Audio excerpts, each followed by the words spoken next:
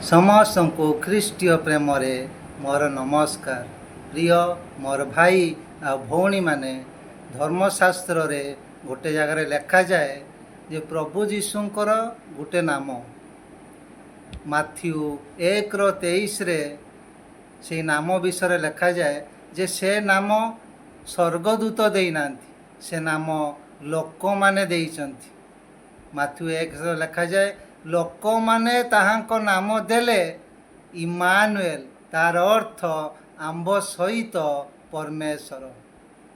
ପ୍ରିୟ ମୋର ଭାଇ ଆଉ ଭଉଣୀମାନେ, ହୁଏତ ଜଗତରେ ଆମେ ଥିବା ଅବସ୍ଥାରେ ଅନେକ ବିଷୟ ଆମକୁ ଭୟଭୀତ କରିଥାଏ, ଅନେକ ବିଷୟ ଆମକୁ ଡରାଇଥାଏ, କିନ୍ତୁ ଆମକୁ ଜାଣିବାର ଅଛି ଯେ ଆମେ କାହାଙ୍କ ସେବା କରୁଛେ। ଆମେ ଯାହାଙ୍କ ସେବା କରୁଛେ ସେ କାଠ ନୁହେଁ କି ପଥର ନୁହେଁ, ସେ ଜୀବିତ ପରମେଶ୍ୱର, ଯାହାଙ୍କ ଆଜ୍ଞା ସମୁଦ୍ର, ପବନ ଓ ଝଡ଼ ମଧ୍ୟ ମାନନ୍ତି। ଆମେ ତାଙ୍କ ସେବା କରୁ। ସେ ଆମକୁ ଭୀରୁତାର ଆତ୍ମା ଦେଇନାହାନ୍ତି, ଆମେ କୌଣସି ବିଷୟକୁ ଭୟଭୀତ ହେବା ନାହିଁ। ଯିଶାୟ 41:10ରେ ପ୍ରଭୁ ଯୀଶୁ କ'ଣ କହୁଛନ୍ତି? ତୁମେ ଭୟ କର ନାହିଁ, କାରଣ ଆମ୍ଭେ ତୁମ ସଙ୍ଗରେ ଅଛୁ।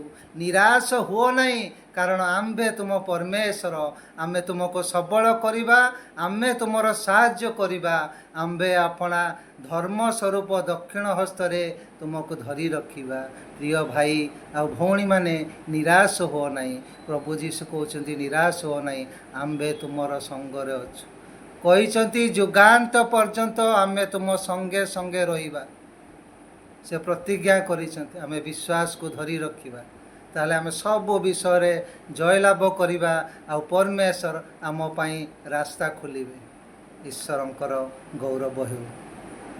ଆମେନ୍।